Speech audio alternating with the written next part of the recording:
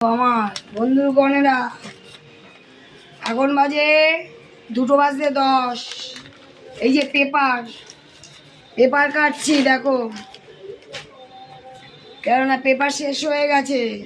যত তো জ্বালা আমার। এবার পেপার না কাটলে খেতে দেবো কিসে? আমি যে বাটিতে খেতে দেবো, আমার কি নিচে কোনো টাইম কল আছে? আমি তো আগেই বলেছি একটা টাইম, তাদের এমনকি তারা যে জল খাবে সেটাকে আমাকে ওপর থেকে জলটা নিয়ে যেতে হয়, বুঝতে পারছো?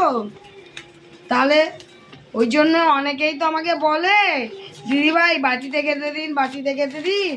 কী করে তোমার বাটিতে দেবো? কত বাটি আমি ধোবো বলো? ওপরে অত এতকাটা বাটি নিয়ে এসে ওপরে সম্ভব? তোমরা সবাই যেন ঘরে আমার ঠাকুর রয়েছে।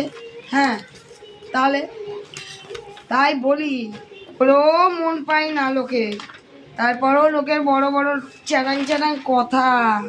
হ্যাঁ, এই যে দেখো কত পেপার, দেখো এই পেপার তোমার 3 ভাঁজ করে আমাকে এখন কাটতে হবে, মানে 3টে ভাগে ভাগে কাটতে হবে।